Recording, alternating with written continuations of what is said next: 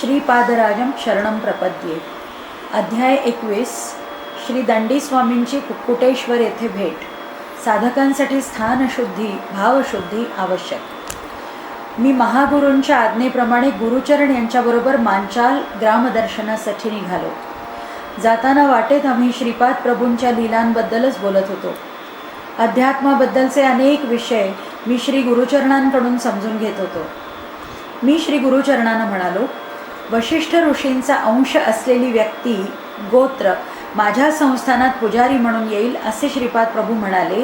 ही महद्भाग्यवान व्यक्ती आहे तरी कोण, ती कधी येणार? त्यावर श्री गुरुचरण म्हणाले, अहो शंकर भट, अनेक शताब्दींच्या नंतर त्यांच्या जन्मस्थानी महासंस्थान होणार आहे असे श्रीपाद प्रभू म्हणाले होते.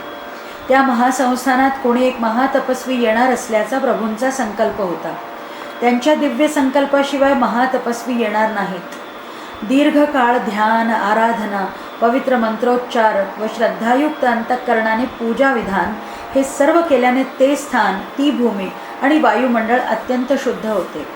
अंतर्विश्वातील म्हणजे विश्वाच्या अंतराळातील दशदिशेतील भावतरंग तिथे प्रस्फुटित होतात.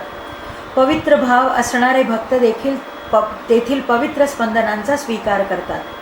अपवित्र भक्तांना अपवित्र स्पंदनांचा अनुभव येतो. एखाद्या ठिकाणी वायुमंडळातील भावतरंग प्रबळ शक्तिसंपन्न होऊन काही प्रयत्न न करता सुद्धा महापुरुषांच्या मानसिक चैतन्याला स्पर्श करून अनेक विचित्र पद्धतीद्वारे त्या विशिष्ट स्थानी आकर्षित होतात. या उलट एखाद्या स्थळी अशुद्ध भावतरंग असतील तर ते अनेक विचित्र पद्धतींनी वाईट लोकांच्या मनोचैतन्याला स्पर्श करून त्यांना आकर्षित करतील. त्यामुळे साधकांनी स्थळशुद्धी असलेल्या ठिकाणीच वास्तव्य करावे. तसेच साधकाचे मन शुद्ध हवे. अशा साधकांसह त्याने सत्संग करावा. द्रव्यशुद्धी आणि अन्नशुद्धी असलेल्या साधकांकडूनच त्याने अन्न अथवा धन स्वीकारले पाहिजे.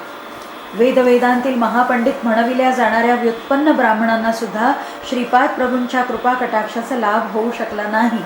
परंतु दोषरहित मन असलेल्या अल्पज्ञान असणाऱ्या भक्तांना त्यांच्याकडून असामान्य लाभ होऊ शकतात. मी ओरिसा राज्यात जगन्नाथपुरी क्षेत्रात व्यापाराच्या निमित्ताने गेलो होतो. तिथे मला श्री जगन्नाथांच्या मूर्तीमध्ये श्रीपाद प्रभूंचे दर्शन झाले. माझ्याबरोबर आलेल्या 3-4 भक्तांना श्रीपाद प्रभूंनी त्यांच्या इष्टदेवतांच्या स्वरूपात दर्शन देऊन तत्काळ स्वतःच्या रूपातही दर्शन दिले. सर्व देवी देवतांच्या रूपात मीच आहे असा मौनबोध त्यांनी करवून दिला. दंडी स्वामींचा गर्वभंग. आम्ही जगन्नाथपुरीला गेलो त्याच दिवशी एक दंडी स्वामी आपल्या 108 शिष्यांसह तिथे आले होते. कोणी महात्मा दिसताच त्यांच्या चरणांवर मस्तक टेकवून नमस्कार करणे ही आमची रीतच होती. त्याप्रमाणे आम्ही दंडी स्वामींच्या चरणांवर डोके ठेवून नमस्कार केला आणि काय आश्चर्य, तत्काळ दंडी स्वामींची वाचा गेली. त्यांना पुन्हा वाचा यावी यासाठी आम्ही श्रीपाद प्रभूंच्या चरणी नम्र प्रार्थना केली. त्या प्रार्थनेमुळे त्या दंडी स्वामींची गेलेली वाक शक्ती परत आली. आम्ही श्रीपाद प्रभूंचे शिष्य आहोत हे समजल्यावर त्यांचे शिष्य कुतर्काने म्हणू लागले, श्रीपाद हे क्षुद्र मांत्रिक आहेत. त्यांचे शिष्यसुद्धा क्षुद्र मांत्रिक आहेत. त्यांच्या क्षुद्र विद्येने आमच्या दंडी स्वामींची वाचा जावी अशी कृती त्यांनी केली. परंतु आमचे स्वामी समर्थ असल्याने ते स्वस्थ झाले. आमचे गुरु श्री दंडी स्वामी तुमच्या श्रीपादांचे खरे स्वरूप जनतेपुढे आणतील. ते पिठिकापुरमला जाऊन श्रीपाद शिवल्लभांशी चर्चा करून त्यांना धूळ चाखायला लावून विजयपत्र घेऊन येतील यात शंकाच नाही. पिठिकापुरममधील प्रजाजन श्री दंडी स्वामींच्या महान विजयरथ यात्रेचे आयोजन करतील. आम्ही हे ऐकून निरुत्तर झालो. जेव्हा भक्त श्रीपाद प्रभूंना अनन्य भावाने शरण जातो तेव्हा ते आपल्या लीलेने त्यांचे संकटातून रक्षण करतात. आश्चर्याची गोष्ट अशी आहे की समस्या निर्माण करणारेही श्रीपाद प्रभू आणि त्याचे निराकरण करणारे सुद्धा तेच आहेत. अशा अनेक अंतर्मय लीला करून श्रीपाद प्रभू सर्व दत्तभक्तांना आपले अनुभव जाणवून देतात. काही दिवसांनी दंडी स्वामींनी पिठिकापुरम क्षेत्री प्रवेश केला. सुदैवाने मी शंकर भट सुद्धा माझ्या प्रवासाच्या मार्गावर असलेल्या पिठिकापुरमला आलो होतो. श्री बापनार्युलू, श्री अप्पलराजू आणि श्रीपाद प्रभूंच्याबद्दल मत्सर आणि द्वेष असणारे लोक पिठिकापुरममध्ये कमी नव्हते. श्री दंडी स्वामींनी कुक्कुटेश्वराच्या मंदिरात जाऊन सर्व देवदेवतांचे दर्शन घेतले. स्वयंभू दत्तात्रेयांचे सुद्धा दर्शन घेऊन ते म्हणाले, येथे असलेल्या स्वयंभू दत्तात्रेयांचा महिमा अपरंपार आहे. मी दत्ताचा अवतार आहे असे जाहीर करणाऱ्या व गर्वाने फुगलेल्या उद्धट श्रीपादांना त्यांची जागा दाखवण्यासाठी स्वयंभू दत्तात्रेयांनी माध्यम म्हणून माझी निवड केली आहे. तुम्ही निश्चिंत राहा. त्या दिवसापासून दंडी स्वामीने आपल्या संकल्पशक्तीने कुंकू, विभूती यासारखे पदार्थ निर्माण करून आपल्या भक्तांमध्ये वाटायला सुरुवात केली. पीठिकापुरमच्या ब्राह्मणांनी वेदमंत्रांच्या गजरात दंडी स्वामींचे स्वागत करून त्यांना कुक्कुटेश्वराच्या मंदिरात नेले.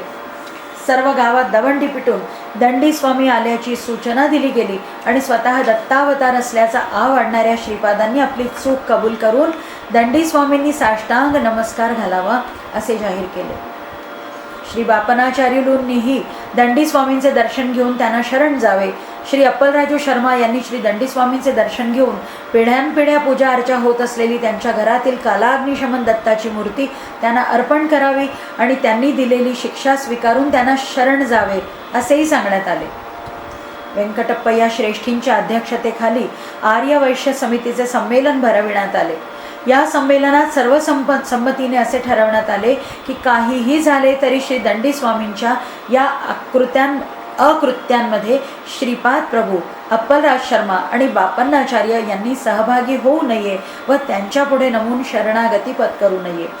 नरसिंह वर्मा यांच्या अध्यक्षतेखाली झालेल्या क्षत्रिय सभेतही हाच प्रस्ताव अनुमोदित झाला.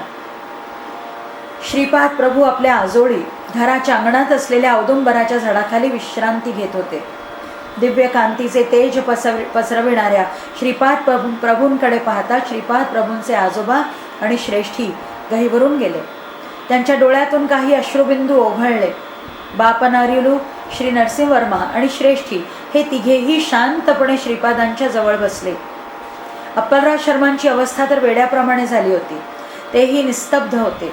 श्रीपाद तर प्रति श्रीकृष्णच होते.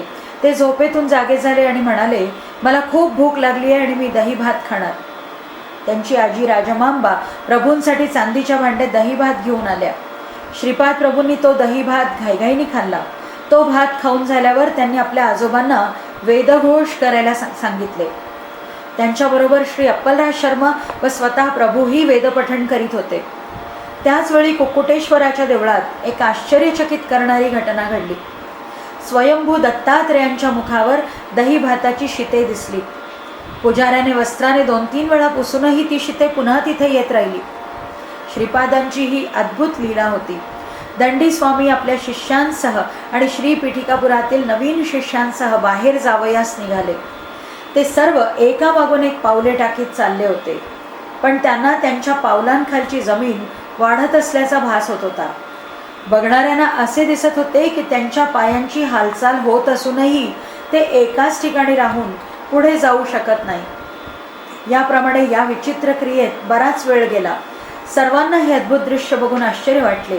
तेवढ्यात दंडी स्वामींच्या हातातील ब्रह्मदंड तुटला आणि त्याचे 2 तुकडे झाले. दंडी स्वामींना मात्र आपल्या पाठीच्या कण्याचेच म्हणजे मेरुदंडाचेच 2 तुकडे झाल्यासारखे वाटले. पीठिकापुरमच्या इतर ब्राह्मणांनाही ही घटना भयप्रद वाटली. आतापर्यंतच्या अनुभवावरून त्यांना कळून चुकले होते की श्रीपाद श्रीवल्लभ दंडी स्वामींपेक्षा कितीतरी पटीने अधिक शक्ती संपन्न आहेत, अधिकारी आहेत. त्यांचा विरोध केल्याने अनर्थ होईल अशी त्यांची खात्री झाली. तरीसुद्धा आता ते स्थळ सोडून आपल्या घरी कसे जावे हे त्यांना समजत नव्हते. मोहनाश म्हणजेच मोक्ष. पीठिकापूरमध्ये अब्बन्ना नावाचा एक गृहस्थ राहत असे. तो सापांना पकडून त्यांचा खेळ दाखवून आपला उदरनिर्वाह करीत असे. असाच एके दिवशी तो सर्पांच्या जादूचा खेळ दाखवीत बापनाचार्युलूंच्या घरी आला. श्रीपाद प्रभूंनी त्यावेळी वेदघोष थोडा वेळ थांबविण्यास सांगितले. त्या अब्बन्नाला पोटभर जेवण दिले. त्यानंतर त्याला म्हणाले, येथून 1 भांडे पाणी घेऊन कुक्कुटेश्वराच्या मंदिरात जा. तिथे उपस्थित लोकांना माझा निरोप सांग की दत्तप्रभूंचा अवतार साकार होऊन त्यांच्या करचरणद्वयांसहित एकमुखी दत्ताच्या रूपात संचार करीत असता अकारण काही महापापी लोक त्यांची निंदा करीत आहेत. हे महापापी लोक यावेळी त्या कुक्कुटेश्वर मंदिरात उपस्थित आहेत. त्यांना मृत्यूनंतर पिशाच योनी प्राप्त होईल अशी चित्रगुप्ताची भविष्यवाणी आहे. मी चित्रगुप्ताबरोबर संवाद करून त्यांच्या पापांचा परिहार करण्याचा उपाय शोधून काढलाय. भूमाता सुद्धा या घटनेने खूप रागावली आहे. तू तिथे जाऊन भूमातेलाही माझा निरोप सांग की तिनेही शांत राहावे. माझ्या दर्शनासाठी उत्सुक असणाऱ्या भक्तांवर तू या जलाचे प्रोक्षण कर आणि माझ्या यापूर्वी दिलेल्या आज्ञेप्रमाणे तू मादिगा सुब्बय्याला तुझ्याबरोबर घेऊन जा. त्याच्या पात्रातून दही भात घेऊन महाप्रसाद म्हणून सर्व भक्तांमध्ये वाटून दे. अब्बन्ना आणि सुब्बय्या प्रभूंच्या आज्ञेप्रमाणे कुक्कुटेश्वराच्या देवळात गेले आणि त्या सर्वांना बापन्नाचार्युलूंच्या घरी घेऊन आले. श्रीपाद प्रभू उग्र स्वरात म्हणाले, हे दंडी स्वामी, एक महान तपस्वी असून सुद्धा तुमच्यात हा अहंकार कसा? तुम्ही ज्या दत्तप्रभूंची आराधना करता त्यांचे श्रीपाद श्रीवल्लभ रूप न ओळखणारे तुम्ही महामूर्ख आहात. तुमचे शिष्यही तुमच्यासारखेच मूर्ख आहेत. पिठापुरमला तुमच्या नवीन शिष्यांचा समुदाय तयार झालाय. तुम्ही माझे काय वाईट करू शकता? समस्त सृष्टीचे शासन करणाऱ्या एकमेव सत्तेच्या पुढे तुमचे अस्तित्व ते काय? तुमचे सामर्थ्य ते किती? दैवदूषणासारखे महापाप केल्यामुळे तुम्हाला अनेक शतवर्षांपर्यंत पिशाच योनीत राहावे लागणार असा चित्रगुप्तांचा निर्णय आहे. परंतु माझ्या अव्याज करुणेमुळे चित्रगुप्ताचा तो निर्णय मी रद्द करीत आहे. मानव जन्म मिळून सुद्धा तुम्हा सर्वांना नीच जातीत राहून आपले आयुष्य जगावे लागणार असा आदेश मी दिला आहे. तुमच्या पापांच्या परिहारासाठी मी तुम्हाला अत्यल्प दंड देण्याचे ठरविले आहे. श्रीपाद श्रीवल्लभांचे स्वरूप महाअग्नीसारखे आहे. अग्नीशी खेळणे म्हणजे महाप्रमादाला आमंत्रण दिल्यासारखेच आहे. मी आणि माझी माया अभिन्न आहे हे लक्षात घेऊन मोक्ष म्हणजे काय याचा विचार करा. खरे तर मोहाचा क्षय म्हणजेच मोक्ष आहे. सच्चिदानंद स्वरूपाच्या आनंदाचा अनुभव घेण्याची इच्छा असणाऱ्या जीवाची योग्यता पारखूनच मी त्याला अनुग्रहित करतो. दिव्यानंद परवश्य अशा माझ्या पूर्वस्वरूपात सुखस्वरूप राहण्याची इच्छा करणाऱ्या जीवास मी तत्काळ ती स्थिती मिळवून देतो. माझ्या दृष्टीने निर्गुण निराकार, सगुण साकार, मोक्ष आणि बंधन असा भेदच नाही. प्रत्येक क्षणी असंख्य अशा नूतन लोकांची सृष्टी, स्थिती व लय यात मी व्यस्त असतो. जीवांच्या उन्नत स्थिती किंवा उन्नत आनंदाला काही परिमिती किंवा सीमा नसते. मृत्यूनंतर माझ्या स्वरूपात लीन होऊ इच्छिणारे साधक माझ्यापर्यंत अवश्य येतील. त्यांनी किती शतवर्षांपर्यंत त्या स्थितीत राहावे, कोणत्या लोकात त्यांनी पुन्हा जन्म घ्यावा, हे सर्व मी माझ्या संकल्पाप्रमाणे ठरवेन. संपूर्ण विश्वनाट्याचा सूत्रधार असलेला मी सध्या साकार रूपात तुमच्या समोर आहे. तुम्ही सध्या माझे साकार रूप बघत आहात. हा आकार नसताना, माझ्या निर्गुण निराकार अवस्थेत असताना सुद्धा मी सदैव तुमच्याकडे पाहत राहीन. हे सांगण्यासाठी मी साकार रूप घेतले. त्या महाउन्नत स्थितीतून मी तुमच्यासाठी खाली उतरून आलो आहे. महायोग्याच्या योगशक्तींचा उपयोग लोककल्याणार्थ, लोकरक्षणार्थ व्हावयास हवा. लोक या शब्दाचा अर्थ केवळ भूलोकापर्यंतच सीमित नाही. आपल्यापेक्षा कमी म्हणजे नीच अवस्थेत असलेल्या निःशक्त, निस्सहाय जीवांना मदत करणे हा मानवाचा धर्म आहे. माझ्या अवतरणाचे उद्दिष्ट मानवाला धर्ममार्ग, कर्ममार्ग, योगमार्ग, भक्तिमार्ग व ज्ञानमार्गाचा बोध करणे हे आहे. मी सर्व धर्मांचे मूळ असलेला एकमेव सत्य, सर्व धर्मांचे मूळ असलेला एकमेव धर्म आणि सर्व कारणांचे कारण असलेले एकमेव कारण आहे. माझ्या संकल्पाशिवाय या सृष्टीत काहीच घडत नाही. मी नाही असे या सृष्टीत काहीच नाही. मी आहे म्हणूनच तू आहेस, म्हणूनच ही सृष्टी आहे. मी यापेक्षा वेगळे असे कोणते सत्य तुला समजावून सांगू? तू हिमालय पर्वतावर जाऊन निस्संग होऊन तपाचरण कर. तुला शिष्य संघटनेची गरज नाही. तू मोक्ष नाही मिळवलास किंवा तुझा उद्धार झाला नाही तरी या सृष्टीचे किंवा माझे काहीच बिघडणार नाही. सृष्टीतील सर्व व्यवहार व्यवस्थितपणे यथाविधी पार पडतील हे समजून घेणे तुझ्यासाठी फार आवश्यक आहे. तुझ्यासोबत जर तू पिठापुरमचे शिष्य घेऊन जाशील तर ते म्हणजे उंटाच्या लग्नाला गाढवाचे संगीत असे होईल. उंटाच्या सौंदर्याची स्तुती गाढवाने करावी आणि गाढवाच्या गायन माधुर्याची स्तुती उंटाने करावी असे होईल. परस्परांनी एकमेकांच्या प्रशंसेचे कितीही पूल बांधले तरी सत्य हे काही बदलत नाही आणि ते निराळेच असते. अशा प्रकारे श्रीपाद प्रभूंनी दंडी स्वामींना हितकारक असा बोध केला. अरुंधती वशिष्ठ संबंध. त्यावर मी म्हणालो, अहो गुरुचरण, अरुंधती मातेचा जन्म चांडाळ वंशात झाला असे मी ऐकले. तिचा विवाह वशिष्ठ ऋषींबरोबर कसा झाला? यावर गुरुचरण म्हणाले, पूर्वी वशिष्ठांनी 1000 वर्षे तपाचरण केले होते. त्यावेळी अक्षमाला नावाच्या एका चांडाळ कुळातील कन्येने त्यांची उत्तम रीतीने सेवा केली. तिच्या सेवेने प्रसन्न होऊन ऋषींनी तिला वर मागण्यास सांगितले. त्यावर त्या कन्येने सांगितले, वसिष्ठ मुनी, माझे पती व्हावेत अशी माझी इच्छा आहे.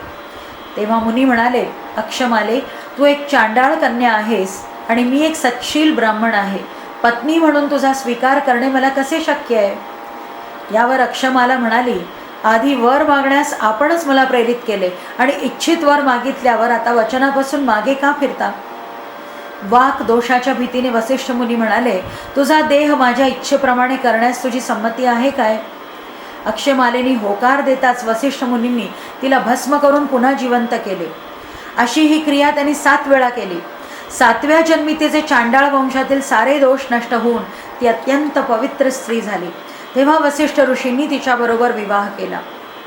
वसिष्ठ ऋषींनी केलेल्या या शुद्धीकरणाच्या क्रियेचा अक्षमालेने विरोध केला नाही. त्यामुळे तिचे नाव अरुंधती असे झाले आणि त्याच नावाने ती प्रसिद्ध झाली. ही हकीकत श्रीपाद प्रभूंनी वसिष्ठ गोत्रातील श्री नरसिंहवर्मांना संभाषणात सांगितली होती. शूद्र स्त्रीला ब्राह्मणापासून झालेली संतती 7व्या जन्मी उपनयन झाल्यानंतर ब्राह्मण पदाला प्राप्त होते. चातुर्वर्णातील लोकांनी आपल्या विभागणीप्रमाणे नेमलेली कर्तव्ये पार पाडणे त्यांच्यासाठी हितावह आहे. दुष्कृत्य केल्यामुळे एखादा ब्राह्मण क्रमशः पतित होऊन शूद्र होऊ शकतो. त्याचप्रमाणे सत्कृत्य केल्याने एखादा शूद्र हळूहळू उन्नत होऊन ब्राह्मण होतो. श्री दत्त प्रभूंवर विश्वास ठेवणाऱ्या साधकांना श्रीपाद प्रभू उन्नत स्थितीत ठेवून त्यांच्या योग्यतेप्रमाणे शिष्यत्व देत. त्यांचे भक्त कोणत्याही कुळात जन्मले असले किंवा कोणत्याही परिस्थितीत असले तरी सुखी जीवनाला आवश्यक असणारे आयु, आरोग्य, ऐश्वर श्री दत्तगुरू आपल्या भक्तांना देतात. जन्मजन्मांतरीची कर्मबंधने तोडून आपल्या भक्तांना उन्नत स्थितीत ठेवणे ही श्रीपाद प्रभूंची सहज लीला आहे. दत्तभक्तांना स्वामींचे अभय वरदान. आम्ही श्रीपाद प्रभूंच्या महात्म्याबद्दल चर्चा करीत मांचाल या गावी पोचलो. मांचाल ग्रामदेवतेचे दर्शन घेऊन आम्ही धन्य झालो.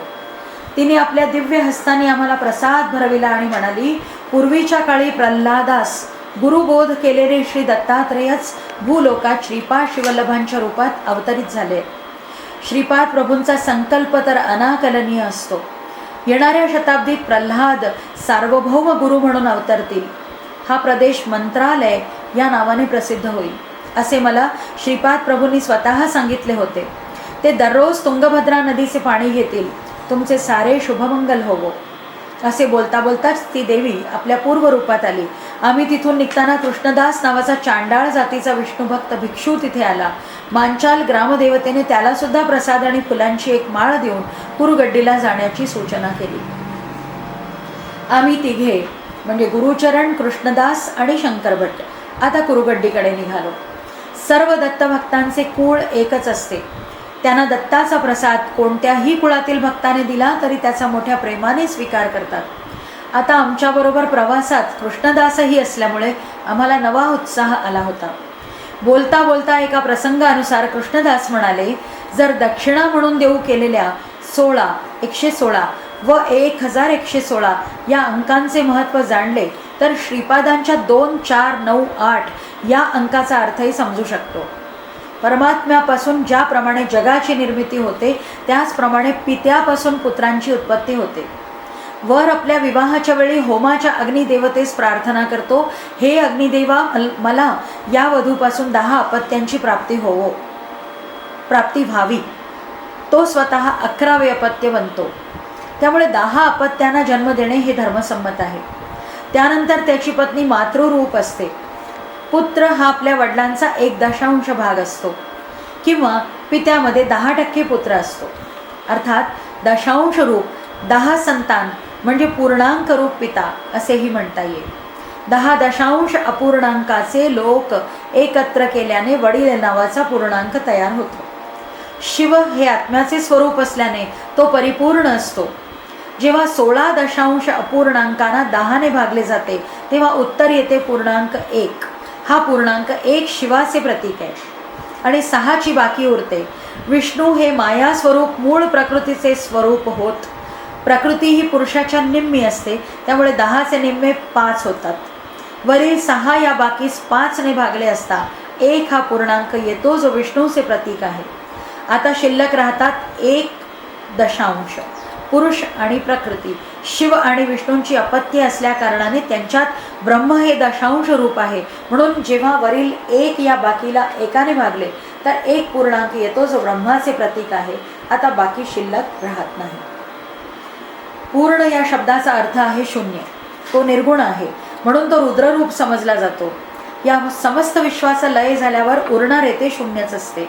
त्या महाशून्यातच सर्वांचा लय होतो. परंतु विष्णू स्वरूप म्हणजे अनंतत्व आणि सृष्टीच्या अस्तित्व स्वरूपासाठी अनंतत्व आवश्यक आहे. श्रीपाद प्रभूंचे 16 कला पूर्णत्व. अरे शंकर भट्ट, गुरुचरण म्हणाले, कोणत्याही वस्तूंचे असंख्य तुकडे केले असता तो एक एक तुकडा शून्यासारखाच असतो. असे असंख्य शून्य एकत्र झाले असता त्याला एक मर्यादित आकार येतो. यामुळे शिव आणि केशव अभिन्न आहेत.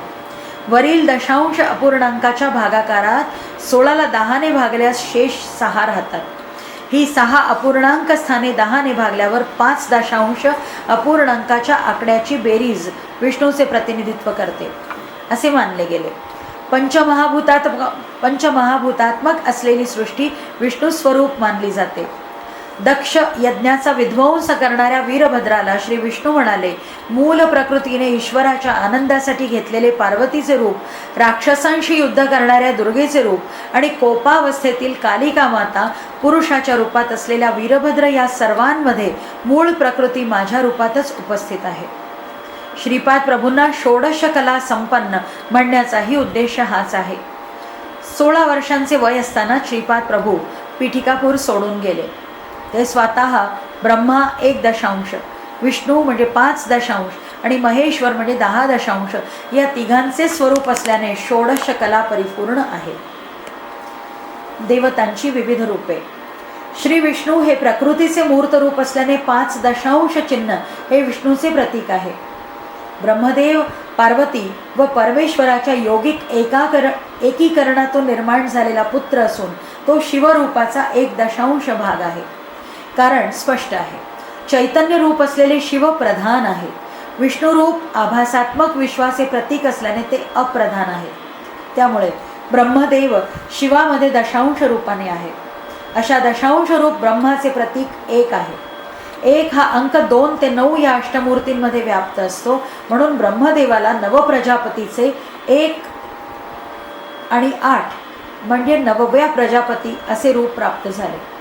16, 100 व 1000 या 3 आकड्यांमध्ये शेवटचे 2 अंक मुक्तानुबंध रीतीने मोजले जाऊन 116, 1116 होतात. या 3 संख्यांना 10ने भागल्याने ते सृष्टीच्या विविध वस्तू समुदायाचे प्रतीक ठरते. रुद्राचा 1 पूर्णांक, विष्णूचे 11, 2 अंक असलेला पूर्णांक आणि ब्रह्माचे 111 असे 3 पूर्णांक येतात. 16, 116 आणि 1116 या 3 संख्यांनी या 3 संख्यांना षोडशादी त्रिदक्षिणा असे म्हणतात. त्रिदक्षिणा देणाऱ्यांना ब्रह्मज्ञान प्राप्त होते असे म्हटले जाते. त्रिदक्षिणा दिल्यास तन, मन आणि धन हे तिन्ही दान केल्याचे फळ मिळते. वर नमूद केलेल्या आकड्याइतकी दक्षिणा दिल्यास दात्यास संपूर्ण जगाचे दान केल्याचे फळ मिळते.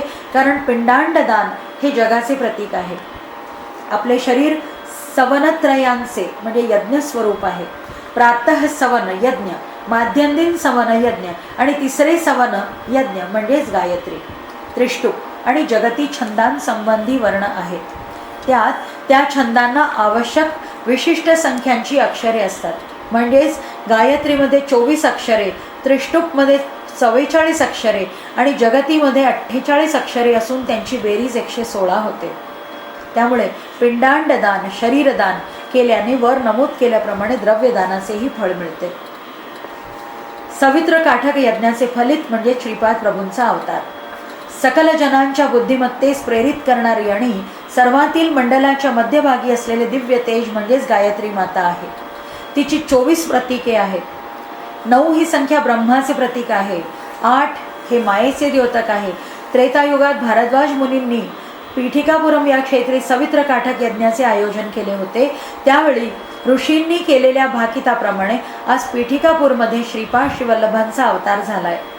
ते भिक्षा मागताना 2 चौपाती देवलक्ष्मी असे म्हणत. ते शक्तिरूप आणि शक्तिरूपिणी असून अर्धनारी नटेश्वर आहेत.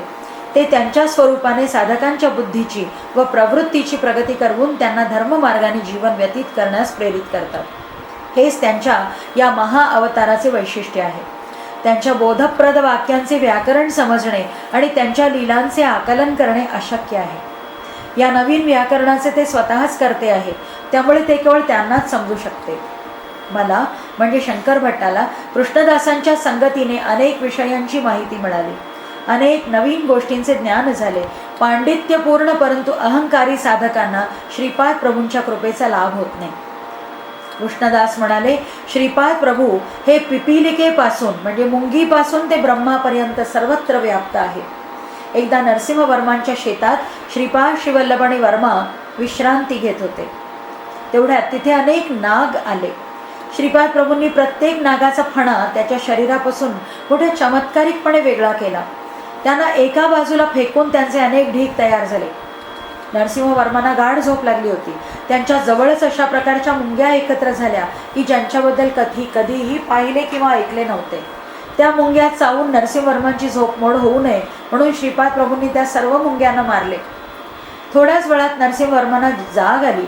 त्या मेलेल्या मुंग्यांना बघून त्यांना वाईट वाटले. त्यांना त्यांची दया आली. तेव्हा श्रीपाद प्रभू स्मित हास्य करून म्हणाले, राजाला त्याच्या सेवकांचे रक्षण तर करावेच लागते. हा प्रकृतीचा नियम आहे. या अद्भुत मुंग्यांना निर्माण करणारा एक अद्भुत जादूगार आहे. तेवढ्यात एक पांढऱ्या रंगांची इतर मुंग्यांपेक्षा आकाराने मोठी आणि एक कांतिमान मुंगी तिथे आली. तिने त्या सर्व मेलेल्या मुंग्यांच्या भोवती एक प्रदक्षिणा घातली आणि आश्चर्य असे की साऱ्या मेलेल्या मुंग्या पुन्हा जिवंत झाल्या. श्रीपाद प्रभू हास्य करीत म्हणाले, या मुंग्यांच्या राणीला संजीवनी शक्ती प्राप्त झाल्याने तिने सर्व मुंग्यांचे रक्षण केले. अशा प्रकारच्या अनेक विस्मयकारक गोष्टी या सृष्टीमध्ये आहेत. प्रभू नरसिंहवर्मांना म्हणाले, आजोबा तुमची इच्छा असेल तर प्रतिक्षणी मी तुम्हाला अशा अनेक लीला दाखवू शकतो. नरसिंहवर्मा मरून पडलेल्या त्या नागांकडे पाहून चकित झाले. त्यांनी जाणले की ही सुद्धा श्रीपाद प्रभूंचीच लीला आहे. त्यानंतर प्रभूंनी एका नागाच्या शरीराला दुसऱ्या नागाचा फणा जोडला आणि आपल्या दिव्य हस्तांनी त्यास कुरवाळले. अशा प्रकारे त्यांनी सर्व नागांना पुन्हा जिवंत केले. ते सर्व नाग श्रीपाद प्रभूंना प्रदक्षिणा घालून तिथून निघून गेले. ते सर्व नाग त्या ठिकाणी कशासाठी आले? श्रीपाद प्रभूंनी त्यांच्याशी असे का केले कुणास ठाऊक. त्याबद्दल श्रीपाद प्रभूंना विचारले तेव्हा ते म्हणाले, राहू ग्रहाचे बळाच्या अभावाने जीवांना अनेक संकटांना तोंड द्यावे लागते. तेव्हा आपण एखाद्या नागपाशात जखडले गेलो आहोत असा अनुभव येतो. यालाच काही लोक कालसर्पयोग म्हणतात. राहूची अधिदेवता साप आहे. अडथळे निर्माण होण्यास कारणीभूत असणारे हे सर्प आपल्या डोळ्यांना दिसत नाहीत, परंतु मी त्या सर्पांचे दोष दूर करून त्यांना सुख समाधान मिळेल अशी योजना करतो. आम्ही कुरुबड्डीला सुखरूप येऊन पोचलो. श्रीपाद प्रभूंनी आम्हाला सुहास्य वदनाने आशीर्वाद दिला. श्रीपाद श्रीवल्लभांचा जय जयकार असो. अध्याय 21 समाप्त.